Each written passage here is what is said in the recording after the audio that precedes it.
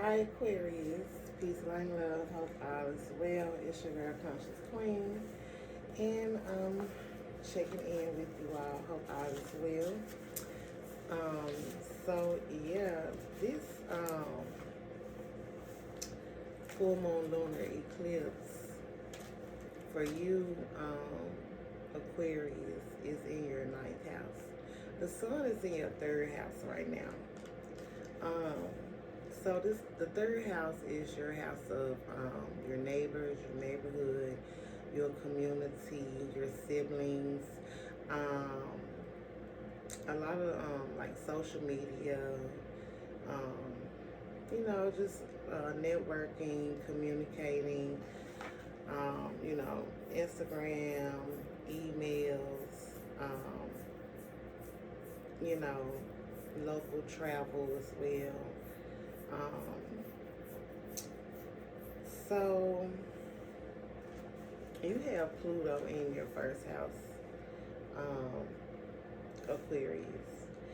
And I want to say that with Pluto being in the early degrees of Aquarius, I feel like this energy is for the younger people because it's in the early stages. Could even be like children, um, possibly even babies, because Pluto is literally like at 1 degree. So it's a really youthful, very young energy, very immature as well. It could even bring up like your childhood and things like that, especially with this connection to the third house. Could bring up something from the past. Um, I don't know why I'm getting this, but this third house energy um, could also be very intuitive. It's very psychic, like, you know. I'm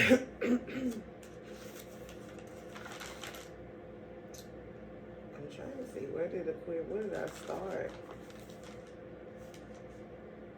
Okay.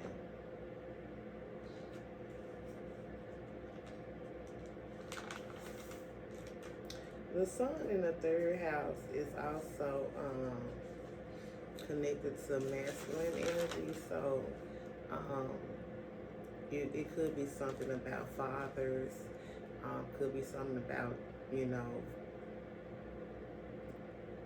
fathers connected to your childhood, or in your community. Could be some gossip because the third house is the house of gossip. So it could be something about some gossip as well, when it comes down to a father.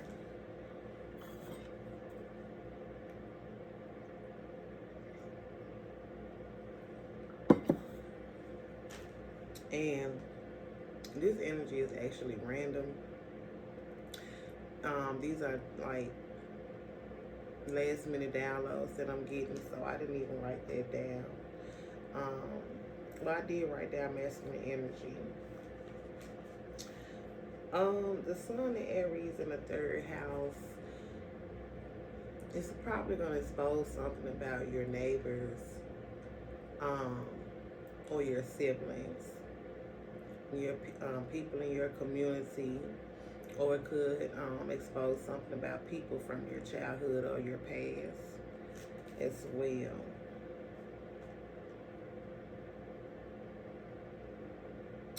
Um, so Mars just left your first house, Aquarius, and has entered your second house.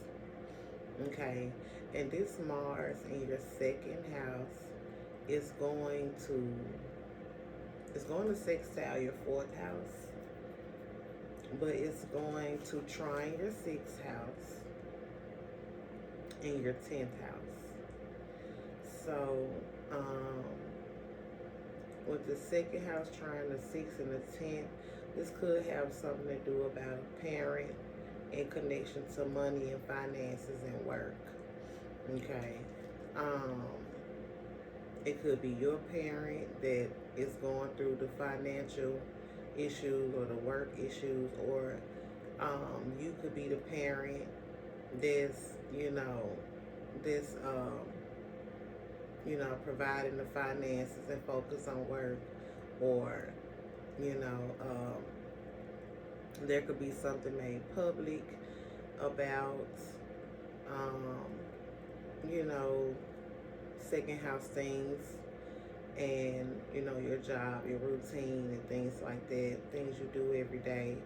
um, or you could like post online for work as well. You could also be a boss with the 10th house and a trine to the 6th house. You could be a boss as well. So this full moon is going to be in your 9th house. And Pluto in your 1st house is going to be in a trine to your 9th house. So it could be something about a long distance relationship because you have 9th house Libra.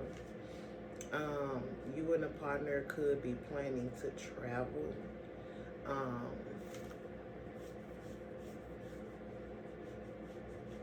Or you could have met your significant other while traveling.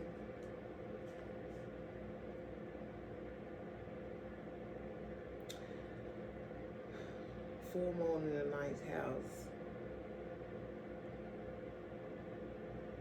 You could be like into other cultures and studying other cultures, or you could like foreign trade. I noticed too, it was like, you know how like Facebook have all of these different like boutiques and online stores where they sell like certain clothing and stuff. So it was an ad for like a clothing, like an online boutique. It was called like Wholesale something. So I go to the website, I'm looking up some clothes. I'm excited. I done got my cart, got me some stuff in my cart. And when I made my purchase, well, when I tried to make my purchase, my card declined it because it said it was an international purchase. And I was wondering why they was charging me $40 for shipping. And I'm like, who paid $40 for shipping? Where the hell they shipping from? So that's something that definitely just came to mind because I did just experience that yesterday. So you could be into foreign trading when it comes down to clothing. Yeah. What else am I getting? There could be a higher or some kind of truth that come out in regards to your relationships. It's like a higher perspective when it comes down to your relationships. With this full moon lunar eclipse in the 9th house. 9th house Libra is like your personal beliefs, your viewpoints on relationships, like how you feel relationships should be. The 9th house is also spiritual. So with having a 9th house Libra and this is the spiritual house, I don't know. There could be something about love spells and manifestations, when it comes down to relationships. I have been seeing tarot readings where, people say that people do spell work on people's relationships. That is very well possible.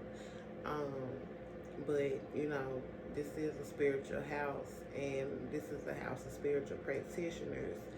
So with this lunar eclipse in the 9th house, it could be something in connection with a spiritual practitioner, possibly even one that is a foreigner, like from a different country or of a different nationality.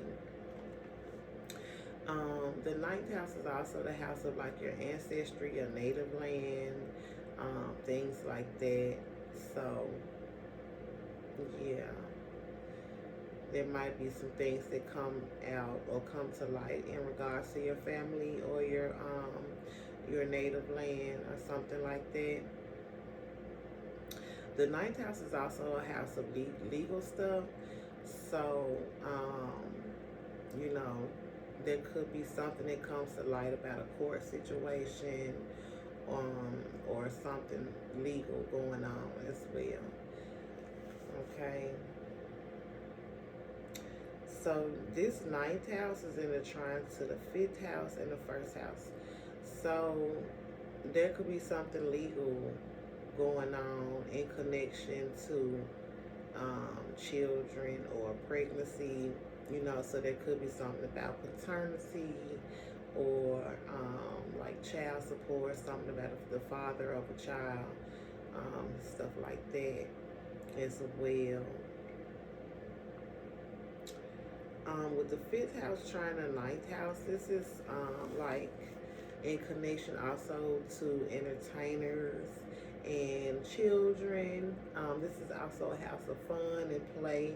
This is a house of games, you know, things that you do to make you happy. You know, this is a house of sex or flirting, you know, so it might be some flirting going on. You know, you could be doing a lot of flirting, Aquarius, okay? Or you could be just having a lot of fun right now. You could be planning a romantic date, or like a long distance trip or travel with someone, or something like that. So Venus is in, I got Venus is in the 12th house. Is Venus in Aquarius? I mean, not Aquarius, in Pisces. Yes, because Venus has been connected to Saturn. So you got Venus connected to Saturn in your second house. So it could be some money in connection to someone older. Venus in connection to Saturn is like, you know, if you've been, it's like rewards after the hard work, so, or rewards after the struggles. So it's like if you've been having a hard time with a purchase or something that you've been wanting to buy, or something when it comes down to money, with this Venus conjunct Saturn, you could possibly very well reap good karma from behind this and get, you know, nicely compensated, you know.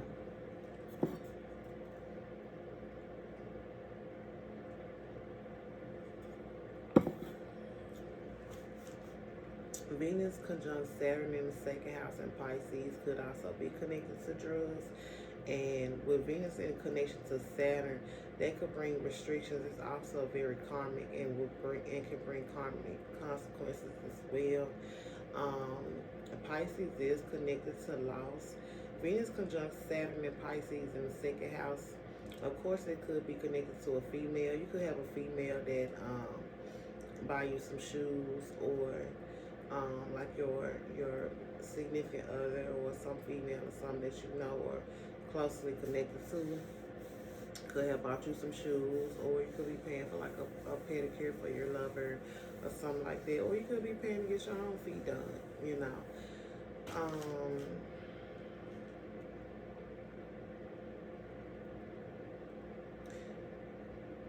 Venus connected to Saturn and Pisces in the second house. Yeah, it could be,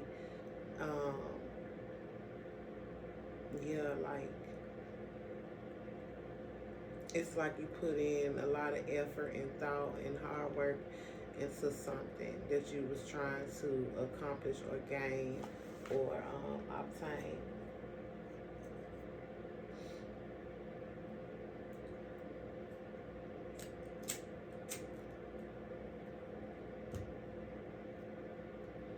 With this sun in your third house, be mindful of like fighting in your neighborhood, fighting with your siblings.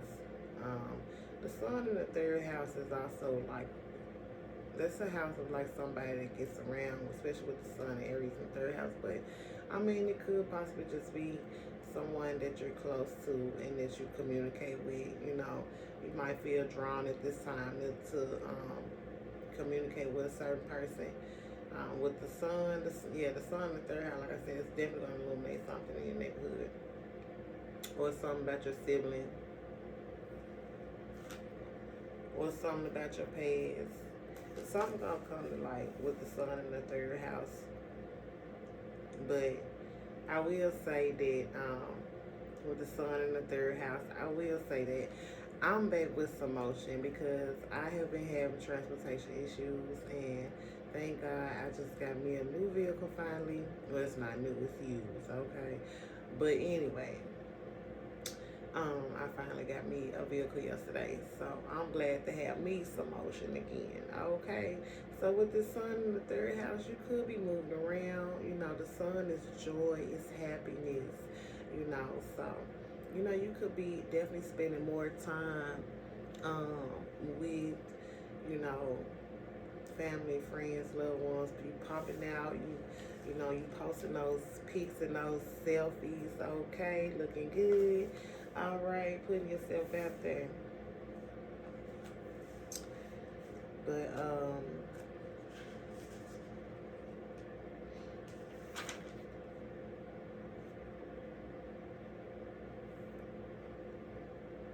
with Pluto in your first house, Aquarius, someone could be very jealous of you, or very possessive over you, or controlling. Um, Pluto is also a rebirth. So, you know, there could be a transformation that you're going through in your life. You know, you could be going, and Pluto is associated with karma as well. But you could have some jealousy because Pluto comes with that. Pluto is also very hidden. It's connected to the underworld. So when it comes down to your friends and your partnerships and networks, um, you know, there could be something that's hidden. You know, there could be something lurking underneath the shadows with that Pluto, because Pluto is the underworld energy. Um, it hides, you know.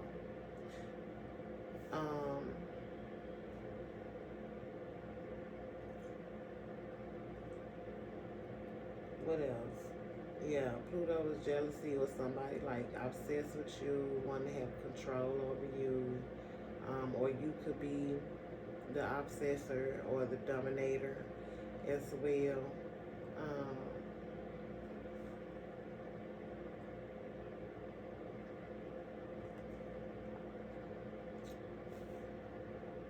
what else?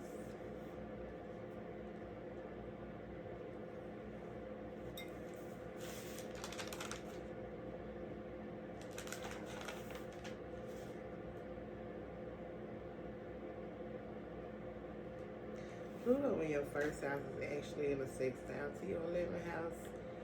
So, definitely some connection to friends. You could be attracting new friends, or attracting people.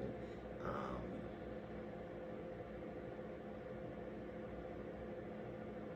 you could be manifesting things with your friends or whatever. Um, Pluto is also connected to sex, so there could be like some kind of scandal. There could be something um, hidden about sex, something hidden about someone's sexuality, or it could be some like secrets that's connected to sex, because Pluto is always connected to something with sex.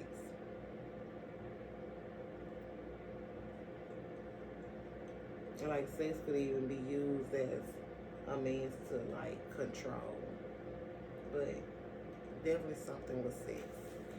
So